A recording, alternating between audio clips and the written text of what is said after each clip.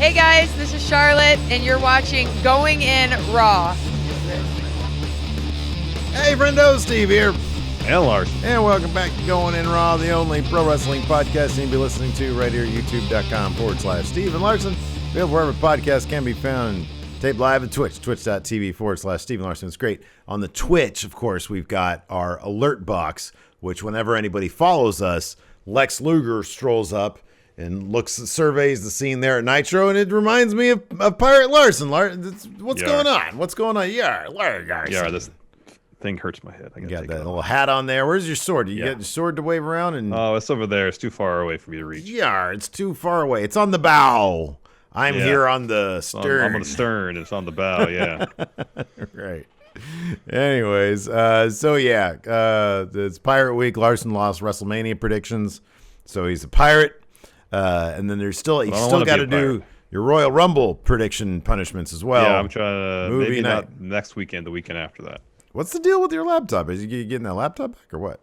They ever going to give it a no say? No, don't know. We'll find out. To be continued. Fair enough. It's an ongoing adventure. Like Raw. Let's talk about Raw, Larson. Now. Oh, gosh. Okay, well, let me ask you this. We'll dispense with the Raw's a bunch of crap for now. Okay, let's just talk about some storylines. Braun Strowman has been added to WrestleMania Backlash. Now, if I remember correctly, it was your early prediction that you felt Drew's probably going to get this title back at WrestleMania. No, he's not getting the title back. He's not. Braun was added to keep Drew from winning that title, right? Well, there's Braun involved. Now there's T-Bar and Mace, who I don't know what their deal is. Yeah. You know, they made it perfectly clear, unless this is some sort of weird double swerve, hatched by MVP and Lashley to confuse McIntyre even more. So the end of Raw main event. So if Braun won his match against Drew tonight, he would get a spot in the main event at WrestleMania Backlash, the WWE title. This is obviously something that Lashley didn't want. He didn't want to be involved in a match where he could not be pinned or submitted and still lose the title. And so towards the end of the main event, they got involved, both Lashley and MVP, to try to help Drew win. Mm-hmm. However, Dijak Dio made an appearance, distracted Drew long enough so that Braun could hit a power slam and get the W. And Drew getting pinned is a pretty massive deal. It's a big deal. Big deal. I think this is like the first time he's gotten pinned in a one-on-one match in a long time. I think the last time he got pinned was in a tag match. Yeah. It's a pretty huge deal. Yeah. It doesn't happen very often. So he's totally not winning at Backlash now, whether it's because Braun's in there to get put in the hurt lock and pass out this time. You got Dijak and Dio. Who knows what their end game is with all this? So yeah, Drew's not winning. Yeah. Look, Backlash clearly is at least this year's. Last year they had that great Orton versus Edge greatest match of all time, which was a number one, a really good match. It was really good. I'm not going to say it was the greatest of all time, but it was a really good match. It was really good. But that sort of elevated that particular pay-per-view. But generally speaking, Backlash. Historically speaking, Backlash is bad. Backlash 2018, bad. Oh, that was historically bad. That's right. That lives large in our lore. If Drew is going to get that title back, it's probably going to be a SummerSlam because they'll probably have it in front of fans. Yeah, if that's going to happen, you're right about that. Otherwise, other story things that happened tonight on Raw. Charlotte came back. Of course, she was supposed to be suspended for an indefinite amount of time and fined $100,000.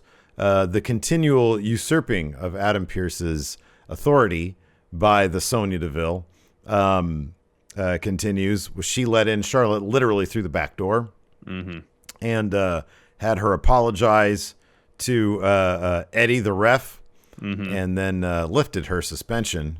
And she took on Mandy Rose unilaterally, too. Yeah. Adam Pearce was none too happy about that. No, and let's talk the highlight of this here episode of Raw, and that would be the seeming formation, at least for now, of RKBro. Riddle and Orton had a pretty charming backstage segment where Orton's like, "Hey, you know, we had our match last week because I was going to try to instill some respect into you. Instead, you earned some of mine. Mm-hmm. And he's like, you talked last week about forming a tag team. Let's say we give this a trial run. I got us a tag match. See how the match goes, and then we can have a conversation about it. You know, they won. Yeah.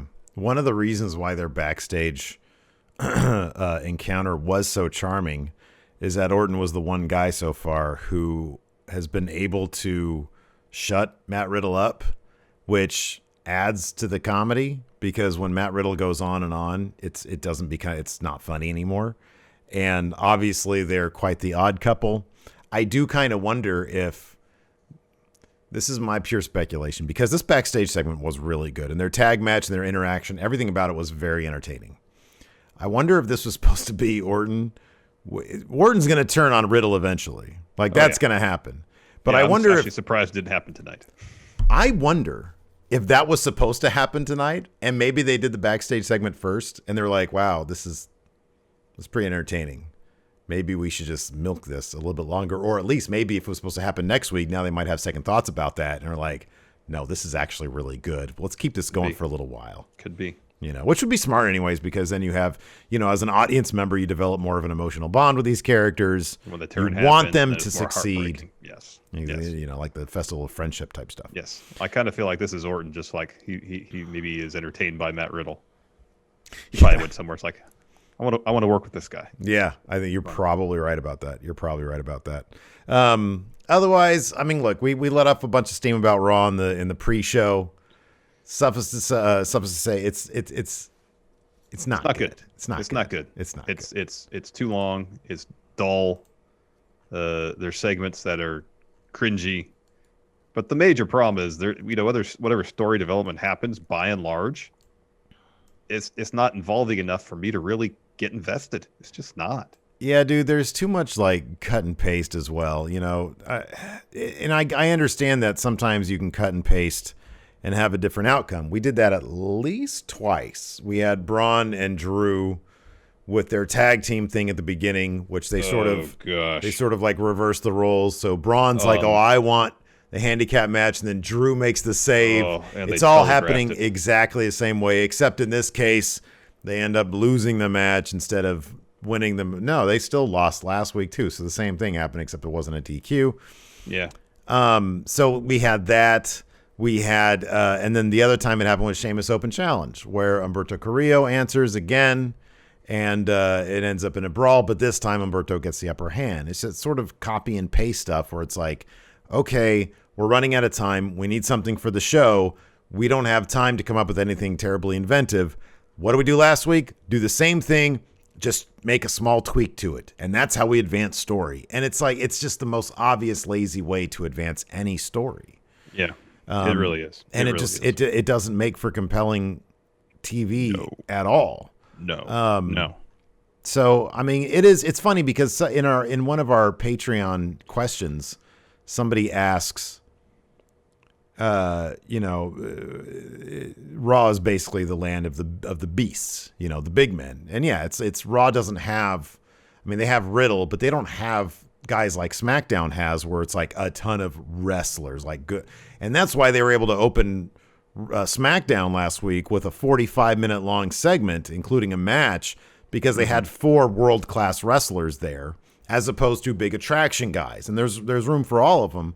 But it's like when on Raw, you can't have like a 30-minute match that's going to keep you in your seat, because the wrestling kind of isn't there. They have the big attraction guys. They got brawlers like Sheamus, who he can put on a really terrific match. And if you want to see a 30-minute match, Sheamus might be your guy. But like by and large, they have guys like Braun, Drew, Bob Lashley, and it's like they're big attraction guys. They're meant to do big power moves. Yeah. And so it just, I don't know, it just feels like Raw is at a disadvantage in that respect. But also it's just, the bottom line is 3 hours, and filling 3 hours with compelling stuff is just, it's difficult to do. It's a daunting task. Yeah. Daunting task. Anyways, going to dive into this. Yeah. All right. Show kicked off with Dijak and Dio. They have their tag match. Was supposed to be a tag match against Braun and Drew. They cut a brief little promo. They got face paint on, but they got standard ring gear. Dijak, just black trunks. Young Lion. Black boots. Young Lion. Yeah, just with some face paint. Yeah. Yeah, Dio had some black pants on, black boots, but no trim, nothing decorative. Yeah. Just really plain. Yeah. Brief promo. Essentially, they're going to show the world what they're finally meant to be. Then we go backstage. Drew's warming up a gorilla position. Braun walks in. He kind of infers that he wants to thank you from Drew for what he did last week. And then Drew said, hey, last week I wanted a handicap match, not someone get my business. And Braun says, you let your emotions get the best of you. I'm going to show you how it's done, kid. And Drew says, well, I've been in this business 20 years, won a bunch of titles. I'll put it to you simply. Maybe listen to me, kid. And then Braun says, I'll do what you couldn't do last week. I'll go out there and beat Dio and Dijak by myself.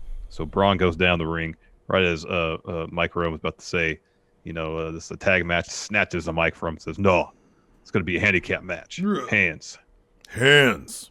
Yeah, so that's what we get. We get a handicap match.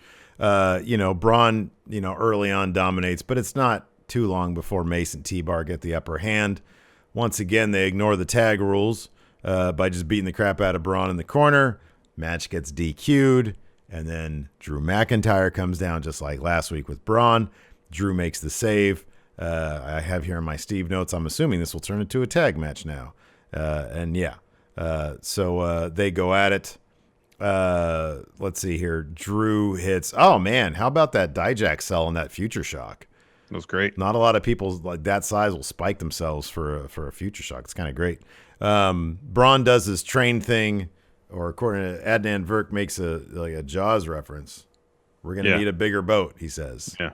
And then Corey's like, a boat? What are you talking about? So anyways, when Braun goes to do his train thing, Drew accidentally clotheslines him because he's got Dijak between them. Dijak gets out of the way, so Drew clotheslines him. Dijak shoves Drew into the barricade, gets back in the ring. Drew can't beat the 10 count, so Mace and T-Bar pick up the win. Yeah. And then after that, Braun power slams Drew. Yeah, and then Adnan Virk seemed very happy when he was able to call it what it was. Oh, hey, that's a running power slam. Whoa. Running power slam. Yeah. Next, Drew walks into Adam Pearce's office, says, I want a match against Braun tonight. Pierce says, yeah, I think I could do that. Drew just says, good. Storms out. Good. After that, we had, oh gosh. Dude. It made it worse. It made it worse. Lacey was next to me. I had my wife in the room. MizTV comes on, and I'm like, oh, I know she's going to ask what the hell this is. So, long story short, Elias agrees to do a hey, hop, unplugged segment. It's unbearably bad, and it wasn't even that long. No, it wasn't, but this whole... are they going to do another match with Bad Bunny and The Miz? I don't know. Why does The Miz keep bringing it up? It's endless. That's what I'm talking about, copy and paste. Hey, let's have them come out and still harping. Now, maybe because they did mention his tour selling out, maybe contractually they are obligated to continue to reference him. That's the only... okay, I can think of something else. Creative's lazy. That's the go-to. Seems the most likely thing. That's the go-to. What's an easy way to get heat on The Miz? Oh, he's taking all the credit for Bad Bunny's performance at Mania. It's endless. So Priest and the New Day come down. Woods has his bass guitar case, but turns out that it's actually filled with tomatoes. And so they start throwing them at The Miz and his friends.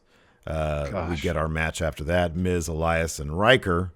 Before we move on, we're kind of underselling how bad the segment was. I know, man. The musical aspect of it was so bad. So bad. I'm trying not to. It's really bad. It was. Why wasn't John Morrison in this match instead of Riker? Is Morrison injured or anything? No, I think it's all about they're really lazily, I thought, trying to stick a wedge between Miz and Morrison. When Maurice was on a couple weeks back, trying to do that. Yeah, I remember. Yeah, it was pretty obvious. Like, oh, your wife's here. You didn't tell me that. That kind of stuff. Where they're trying to like tease a split, but then I don't know. Yeah, where was Maurice this week? I was actually, I didn't like it, but I was like, okay. At least what was it? Was it last week that Miz and Maurice had the thing with Priest, or was it the week before that? Where he ripped his pants? No, that's 2 weeks ago. Following week. Yeah, the following week they still had a thing. And Maurice is like, hey, you can have your match. And then Priest beat him. Yeah. And I was like, okay. Maurice adds a fun element to things. Yeah, Maurice is charming, yeah. I didn't know why they weren't, why didn't they just continue with that and the Morrison thing this week? Instead they'd bring, anyways. Yeah, no, it was bad. Okay, it was really bad. It was really bad. It wasn't even that long. No, it was like an eternity. It was like 3 minutes of hell. It's like 5:30 and they're already doing MizTV. It's going to be a long night. Yeah. Yeah, I know. I remember at 6:30, I was looking, and I forget what happened at 6:30. Like, can it please be 7:45? It's only 6:30. I know. It was, I think it was Lashley's promo. No, it was Rhea's interview. I was like, it's only 6:30. We're only halfway. I know. Anyway, so this match happened. Kofi gets isolated for a while. Priest gets a hot tag, cleans house. Xavier Woods tags in. Elias hits a knee on him for 2. Kofi gets in. Kofi drops Riker with a drop kick. A bunch of stuff happens. I'll be honest with you. The finish of this was actually pretty fun. It was well executed. Bunch of stuff happened. Xavier rolled up Riker for the win. Yep. Not going to lie. The match was actually pretty decent. It's just MizTV. Right. As soon as I see MizTV, I'm like, I want nothing to do with this. Yep. Dude, it's funny because a lot of people properly give Miz credit for things like the Bad Bunny match. But like my counter to that is kind of anybody could do that. Like the WWE is so talented. Like the performers are so talented. There are very few people you couldn't trust with carrying a match the way Miz can carry a celebrity match. Like plenty of people could do that. Well, I think maybe the one thing that Miz gets credit for in that respect is not so much carrying someone to a match, but maybe checking his ego at the door and doing the job. I mean, I don't think Braun could do it. Wrestler. I don't think Braun could do it, but I do think that like if it was the New Day, totally could have done it. Oh hell yeah! Like you could literally list off any number of people. No, I think in terms of carrying a celebrity to a good or competent wrestling match, the roster's filled with people. I think the thing is more so the ego. But think about the ego thing too, because I think it's a valid point. But think about that. Like I don't know, any number of the people on the roster, I feel like would be professional enough to do that. Entirely possible. I guess my point is, if Miz went away, I wouldn't miss him. That's my point. And then he's on that damn TV show. I just don't care. Anyways, next, Sonya Deville. She's walking backstage. She opens the door. Charlotte Flair enters through the door. She's in the building, but she's supposed to be suspended. This doesn't make any sense. We go to commercial, come back. Woo! Sonya Deville's in the ring. She introduces Charlotte. She walks to the ring. Also in the ring is Eddie, the ref that Charlotte beat up last week. And so Sonya throws the recap of what we saw last week. Sonya then mentions Charlotte was suspended, but she thought Adam Pearce's decision was rushed. We haven't heard from all parties, all sides in the matter. Tells Charlotte to say what she needs. Charlotte says she spent a week thinking about it, and she understands the error of her ways. She apologized to WWE management, to the WWE universe, and to Eddie, the ref, for her childish ways. Says instinct took over, but she's here to take the high road and right the wrong she committed.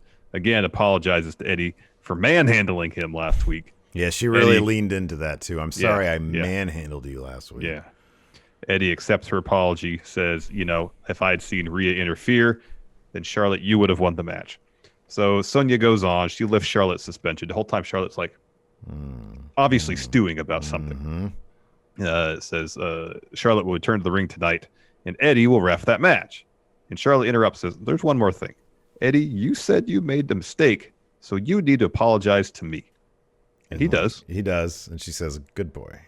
Yeah. And so they leave, go backstage, and Adam Pearce is waiting for Charlotte and Sonya. He's like, were you ever going to come to me and talk to me about this? And Sonya does the whole, I was looking for you and couldn't find you. Things happen really fast. So I'm sorry. And he says, I'd be willing to believe you or accept that if I believed you. Ooh, and then he storms off. Dang. Yeah. Heat. Yeah. I like the Charlotte stuff. I like that. I think if you, like I said last week, the week before that, if you're gonna do this with Charlotte, go all the way with it. Crank it up. Backstage, Pierce is talking to somebody on the phone, snaking out Sonya, snaking her out, man. Putting in a complaint to HR apparently. Braun shows up, makes the pitch to Pierce. He says, "Hey, if he goes on about, remember that one match when I didn't lose it? Who lost it? I didn't lose it. So I'm still in contention for number one contendership. So this match with Drew, if I beat him, I want to be in the match at WrestleMania, at WWE presents WrestleMania Backlash. You know what? Say what you will about Braun. It's clear he's been practicing speaking. He has. He's been putting in work. You know what I've noticed is when he doesn't focus so much on kayfabe voice, he does better. You're right. You're absolutely right. Yeah, that's a good point. Yeah. He does better where he doesn't have to talk like this. Yeah. He says, or do you need to check with Sonya first? And Pierce says, okay. Yeah, okay, we'll do that. Yeah. After that, we had Sheamus's open challenge. He has a promo first. He says, I proved to be a fighting champion last week. Was he calling him Dumberto? Oh, I didn't notice that. Okay, maybe it was just his accent and he was actually calling him Umberto.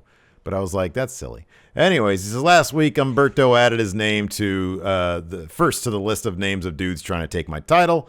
All those new muscles on that kid, and he couldn't get it done. By the way, there were quite a few new muscles on him.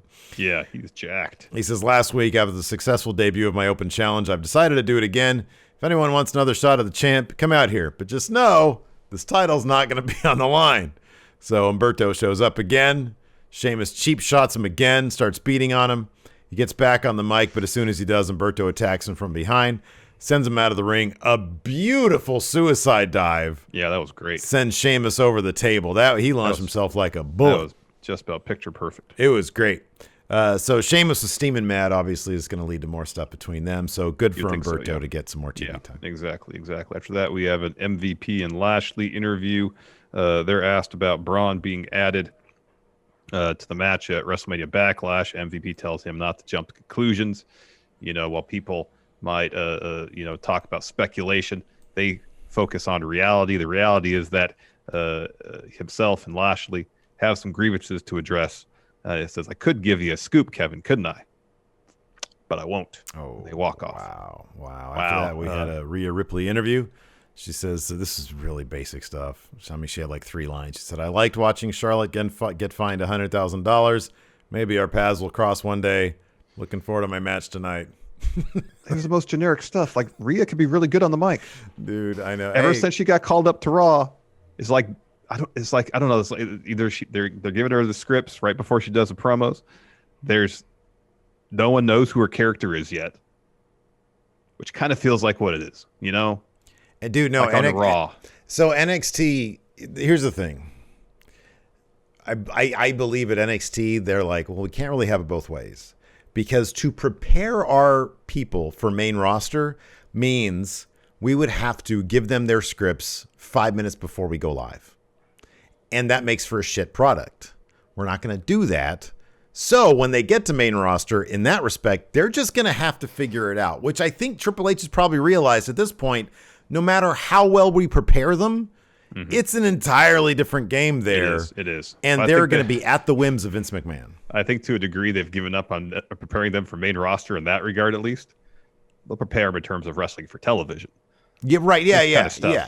Because you're right. You can't have it both ways. Either you prepare them for the main roster, then NXT is like main roster light, or you focus on making NXT a good program, and then you don't do all the things that main roster does. That makes their show at times, especially for Raw, crap. They should have classes at NXT where it's like cold reading classes. No, listen. Oh, preparing for main. Yeah.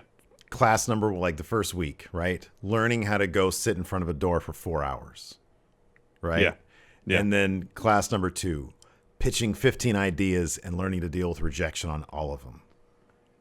Yeah. Something about memorizing Vince's eating schedule. So, don't go in there while he's eating and waste your time. Right. Yeah, I mean, the one, obviously, memorizing scripts moments before a camera rolls. The cold reads, man. The cold reads. Yeah.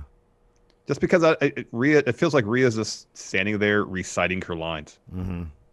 Yeah. And whether it's because she's just gave the script, they still haven't discovered what or who Rhea Ripley is on main roster yet.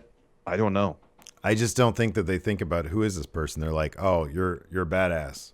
Oh, you're a good guy. You're a coward. It's the most simplest. They have like 4 different pegs It's they're archetypes. It's all character archetypes. Yeah, which one are you in? Oh, you're a badass. No? Okay, you're a coward then. But are you? Yeah. I know. Oh, but no, hold on a second, though. You're a tall coward. Yeah. A tall coward. After that, Lashley and MVP hit the ring. Lashley said, I did what I said I was going to do. I walked into Mania and I walked out of Mania WWE champ. And when he made Drew pass out, held the title high and commanded respect, he made it all the better that Drew was lying at his feet. He says, now I have to defend against Drew again and I'll defeat him again. But now there's a chance it could be a triple threat match. MVP says he's offended by that, wonders why WWE would treat their champion so poorly. He says any business conducted involving the title should involve the champion. Mm-hmm. Lashley's been champ for 56 days. Now his reign could be in jeopardy because of a triple threat match, and that's how he lost the U.S. title. I'm happy MVP included that one little detail. Yeah, MVP knows the deal, man. Yep, so potentially Lashley could lose the title without having a hand in the outcome. That is not fair. Mm-hmm. Lashley says, fair or not, both Braun and Drew know I can beat them 1-on-1. He says, tonight I'm going to be ringside to observe my interests. He says something like, after having worked 16 years, no one's going to take the title off me. Some of these other classes that chat's coming up with are pretty good. Fear and Loathing says, lesson number 7, watch Vince eat a steak while mostly ignoring you. White Brownie says, lesson number 6, how to control your allergies. There you go.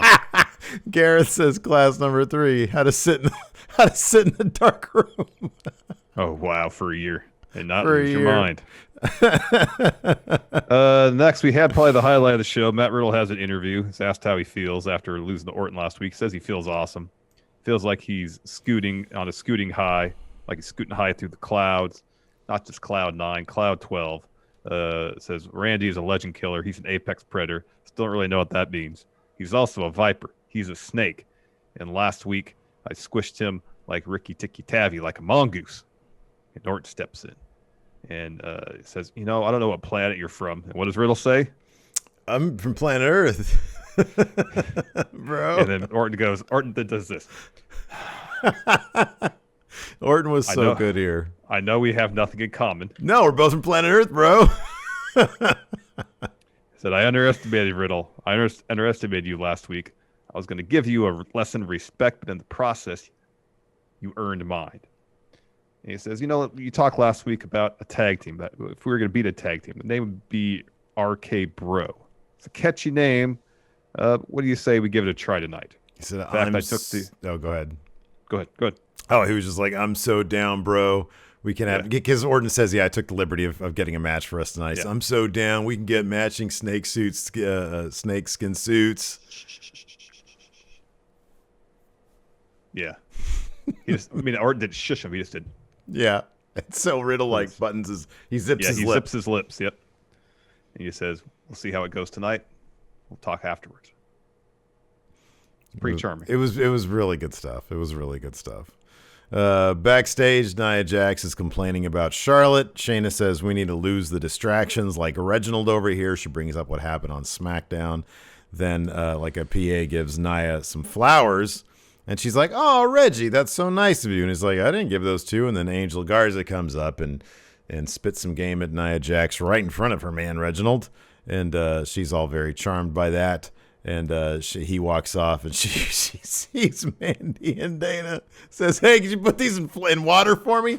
And just destroys the flowers over Mandy. It was hilarious. Mm-hmm. Nia's hilarious, man. She's great. I loved at the start of their match when Rhea comes in.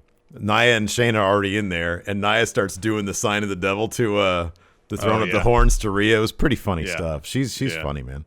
She is. So backstage, Braun's warming up. MVP walks up to him.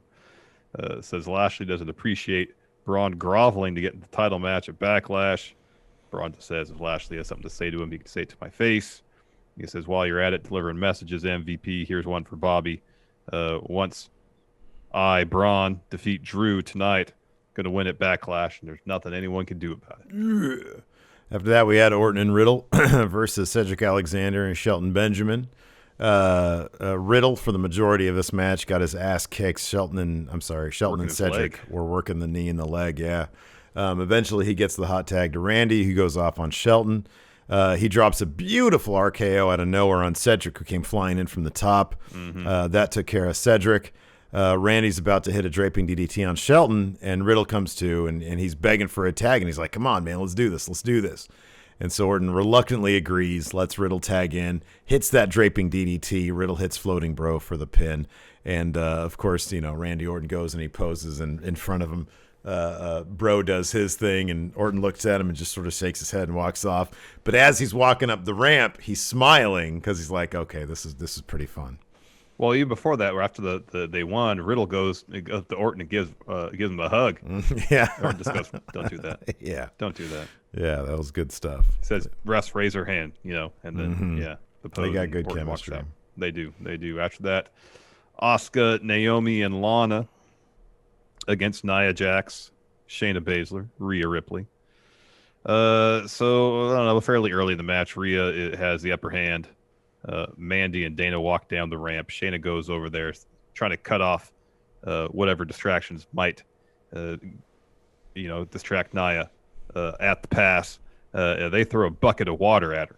And so Nia then follows over and then slips in the water on the floor. Again, we're doing the copy and paste stuff. Like, at no point in Nia Jax's career over the past 5 years that we've seen her on TV has she been this clumsy. And now it's just every single week it's something. It's just pratfall after pratfall. Yeah. So we go to commercial. We come back. Shayna's working Lana's arm.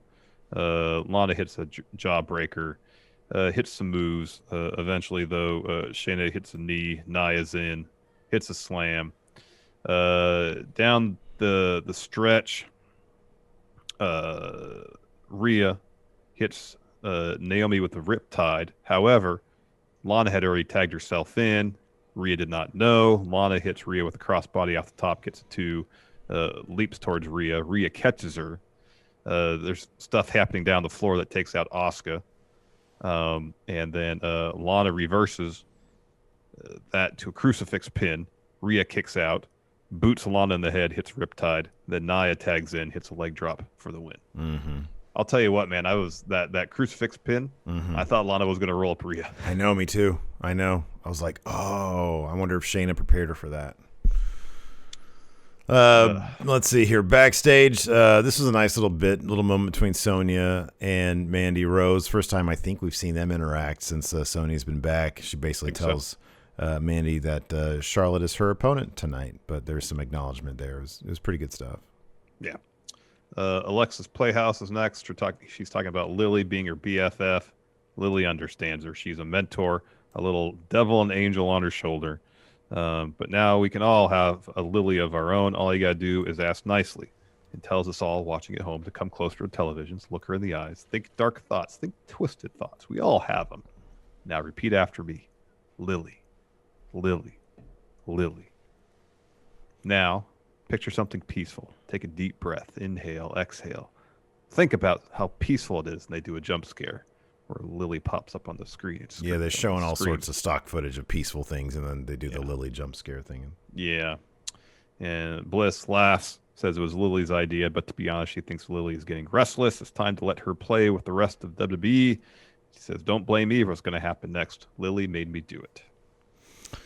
Yep. So I'm kind of curious to see where that's going to go, how this is going to play out in the ring. I'm done with this playground stuff. Just get on with it. Whatever you're going to do, go ahead and do it. After that, we've got Charlotte versus Mandy Rose. Charlotte during the match gets testy with the ref Eddie for slow counting. Mandy rolls up Charlotte for 2, tries another pin for 2, and then eventually Charlotte hits natural selection for 3. It was a pretty short match. Yeah, she's not happy with Eddie, though. And then we had Drew McIntyre versus Braun Strowman. I thought this was a pretty fun match. I mean, the end was like a hilariously overbooked mess, but like, in terms of two big dudes going at it, thought it was pretty decent. Braun came out strong. Drew worked his leg over, working on his vertical base. Yep. Braun launched Drew off the top at one point, punches him off the apron, loads up for a train, but when he does that, Lashley's music hits, so Lashley comes out. Everything stops. Everything just stops. Everything stops, and everybody just stares at the ramp. Yeah. We go to commercial. We come back. Drew has Braun in a sleeper. He gets out. Drew tosses him overhead. Drew tries for a Claymore, but Braun counters with a huge powerbomb for 2. There's a kind of almost a scary superplex from Braun for 2. Yeah. They didn't get, like, Drew didn't quite get the rotation you would usually get for something like that. So in the end, Lashley tried to distract. MVP got punched off the apron by Braun. Drew is about to hit a Claymore, but T-Bar and Mace distract him. Drew goes in. Braun hits a power slam for 3. Well, MVP saved Drew from eating the power slam. Yeah. He pulls him off. Yeah, that's right. That's right. And then Braun goes to hit Drew, and Drew gets out of the way. That's right. Yeah. He clocks MVP. So that was an interesting development. Mm-hmm. So yeah, I don't know what T-Bar and Mace's, agenda is in all this. Remains to be seen. Remains to be seen. I don't even know if creative knows. Yeah. Let's answer some questions. It would follow suit with all things Retribution thus far. Seemingly.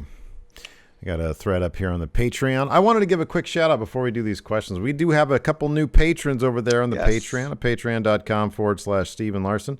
We have, it is about 4 days left till the end of the month. Mm-hmm. I don't think I got the new batch ready for pickup on Wednesday.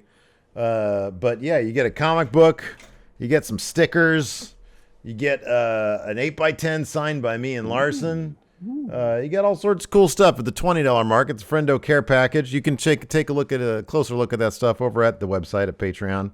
Want to give a shout out to Matthew Makovsky and Yame World because Yame World is back. So thank you very much for your support. We appreciate it. It's a great way to help support Going In Raw. Patreon.com/Steven Larson. We have all sorts of bonus material. Tomorrow we're going to be doing a power rank. I'm not sure exactly what we're going to power rank. But should be a fun bonus stream for Friendo Club TV members. Yes. Dan Daniels III has a question here on Twitch. Will RKBro last longer than Y2AJ? Well, yeah. I mean, Y2AJ didn't that was it like 2 weeks or something? It was something ridiculously like that. Make short. some merch. Yeah. Alex Foster, what would be stranger? Seeing a match between two wrestlers you love be bad. We've seen that before. Or seeing a match between two wrestlers you don't care for being amazing. Probably the latter, because we've seen the former quite a bit. I mean, the one that comes to mind, not saying they were bad matches necessarily, but AJ Styles versus Nakamura had a couple of matches that were like, all right. Well, AJ and Kevin Owens had some matches that had really they were downright finishes. Though that was actually really strange. Yeah. Strange. Seeing a match between two wrestlers I don't care for being amazing. I don't know if that'd be strange necessarily, but it would probably endear me to those wrestlers a little bit more. Totally. Jackson here is a bit speculating that Orton and Riddle would be bonded Mania weekend, hanging out with RVD. Could be. Here we go. Rob Conway guy on the Patreon says, "Hey, Steven Larson, with Lashley coming out with his newish lightning entrance, who else should come upgrade their entrance with acts of God? He was thinking the Hurricane coming out with the Hurricane around him, or 3-time WWE World Tag Team Champion Rob Conway returning and simply walking down the ramp." Thank you, Rob Conway, guys. So what wrestling entrance do you think would work with an act of God?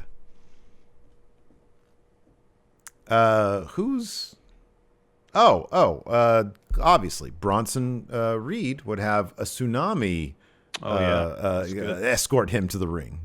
Carry him to the ring, perhaps. That's good. That's really good. Trying to think of outside of the actual wrestler earthquake. Who else? The earth could open up and this wrestler could rise up from. Yeah, maybe. Is there anybody who could turn water into wine or bread into fish? I mean, I guess when Seth was the Monday Night Messiah. Oh yeah, there you go. That's good. Golden Eagle with the subs is 13 months already. Keep it up, friendos. Thank you, Golden Eagle. Blake Whitehouse says, what do you guys think is next for Edge? I'm going to say Money in the Bank. Yeah.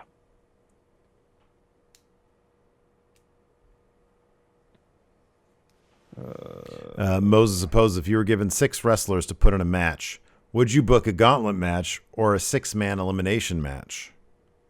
Gauntlet. At this point,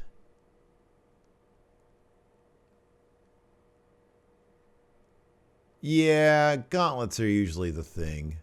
But I kind of feel like WWE has done a couple of them over the past, 12 months. Like, we've had some gauntlets. I like elimination matches, too. I think they're fun. White Brownie, Sonya on Raw Talk pretty much said, yeah, why would one of Raw's top draws be suspended? Solid logic there from Sonya Deville. Good point. Nemo says, who is booked stronger, Triple H during the Reign of Terror or Charlotte Flair now? Oh, it's going to be Triple H. I would say Triple H just because he was like the guy backstage putting himself in that position. So like he was charting his own course. Mm-hmm. Mm-hmm. But I'd have to look at his record as well. Jorge D on WWE's Most Wanted Treasures. Triple H and Steph come across a treasure map from Vince. Curious, they decide to ask Vince what this is about. Is Vince, this a shoot? This actually happened? No. Vince, that was going to be a segment for Paul Burchill to find pirate treasure on a deserted island, but I ripped up the script the day of, forgot about it. Triple H loves this idea and decides to revive it with chosen fans creating wrestler pirate crews. Pick your pirate crew for these 5 positions: captain, first mate, gunner, cook, and navigator. Does these have to be wrestlers? Are they NXT wrestlers or just wrestlers? Let's say NXT wrestlers. Who's your captain? It'd be Ciampa. Ciampa's the captain. No, you have Gargano be captain. Oh, wow. Austin Theory be first mate. Okay. Or Candice be first mate. Yeah. Indy is the gunner. Okay. Austin Theory's the cook. Oh, wow. Okay. Eesh. Everybody's going to get sick. Who's the gunner? No, Indy's the gunner. Oh, wasn't there one more spot? The navigator. Have Dexter Lumis be the navigator. Oh, wow. There you go. Well, that's your crew. I'm going to say Ciampa is my captain. Oh, no. Walter's captain. Have Walter be captain. Okay, let's do an all NXT UK ship then. Walter's the captain. Yeah. First mate would be Ilya. Mm-hmm. It's going to be Ilya. Food is Trent Seven. Uh-huh. Kebabs. Tyler Bate would be the gunner. Okay. And then navigator. The navigator would be it's Tyson T-Bone. He's the king of the travelers. That's what they call him. Solid crew there. Both great crews. Adrian C. thoughts on the decision to debut Rhea as a heel after a successful face run NXT. After Bianca and Asuka, the entirety of the women's main roster has no believable babyface title contenders. Maybe Naomi or Bayley if they turn her back to face. Yeah, I don't know, man. I don't know how the crowd would be reacting to Rhea right now. I think it'd be an underwhelming response. Oh, to this current iteration of Rhea? Yeah. Because, I don't know. People want to like her. She's a badass. Let's see here. I did that. Cameron Grimes, financial advisor. Would you guys be open to a Braun title reign if it were 2017 Braun? Yeah. I thought that was peak Braun. Yeah, man, that feud with Roman was great. Oh, it was awesome, yeah. Night by night. Recently, you sat down to enjoy some popcorn and movies on your sofa. Unfortunately, you sat down a little too hard and the frame underneath gave out. You'll need a replacement. What Raw superstar would you be most willing to accept a lightly used couch from? A cruiserweight. Somebody who I feel like they don't really spend a lot of time on their couch. It's more for decorative purposes. So somebody who's really active. Or someone who has a large home and has like a living room which is basically unused. Yeah. Somebody's on the road a lot, so like a full-time guy. Yeah, that's what I'm thinking. Someone that's on the road. Yeah, that wrestles like a lot of matches. But not somebody with a bunch of kids, so I'm not thinking AJ Styles. Mm-hmm. Somebody younger. If you'd asked me this a couple of years back, I would have said Dean Ambrose, because he was on the road 200-some days a year. Oh, yeah, he was, yeah. He'd wrestle the most matches every year. Yeah. You'd think he probably has a couch in his house that probably doesn't get a lot of action. Probably. Yeah, that's a good one. All right, so Moxley from like years ago. Yeah. Here's a good question. Wolfpack for life. Oh, this isn't even close. Whose future looks brighter, T-Bar and Mace on Raw, or Slapjack and Reckoning on SmackDown? It's T-Bar and Mace. It's T-Bar and Mace. Yeah, they're in the land of giants, and they're two big dudes. Mm-hmm. Gareth, will Shelton Benjamin be a future Hall of Famer? Oh, he should be. Mm-hmm. Not a headliner, but he should be, absolutely. Yeah, he definitely should be. Yeah. Definitely should be. Lucifer, this is a good question. Power rank shows you can watch instead of Raw. Take your pick. Finished watching that Sasquatch documentary on Hulu. I just started. So it's really that fascinating. I mean, it's the Sasquatch. The setup is fascinating. Okay. And it's a world that's fascinating. It's on Earth? Yeah. Okay. It's like some planet of Yetis. No, Yetis are the abominable snowmen. Oh, I just broke my pencil. Sasquatch is Bigfoot, man. It's a planet of big feet. There you go. All right, one more question. All right. I love it. I love it. Chat's killing me right now. For what? Wait a second. Whoa, wait a second. Shelton deserves to go in, but not Christian. Oh, yeah. No, that popped in my head, too. Oh, that was great. Steve, what? All right, one more question. John Elite says, so WWE gets rid of T-Bar and Mace's mask, but keeps their Retribution names instead of them going by Madden and Dijak? Yeah, I'm fine with that. They were introduced on Raw as T-Bar and Mace. Like, I'd rather say T-Bar than Dijakovic. Anyways, you know, Dio Madden's a fine name, but Mace is kind of a cooler name. So I'm fine with that. I think that's totally fine. Dijak is so ridiculous a person that T-Bar just fits him perfectly anyways. So I'm totally fine for that. Yeah, Ryan Supernova says, shorter names are better. I agree. Anyways, thanks everybody for tuning in. We appreciate it. Twitch chat, stick around. We'll hang out for a little bit. Till next time, we'll talk to you later. Goodbye.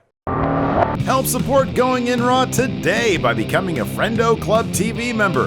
You'll get access to new bonus episodes every week, including Friendo Club Arcade, Live Power Rank, Vintage 10 for the Wins, and Ask Steven Larson. Get access to Friendo Club TV today by becoming a $5 and up patron at patreon.com/Steven Larson, by throwing us a sub at twitch.tv/Steven Larson, or by clicking join at youtube.com/Steven Larson.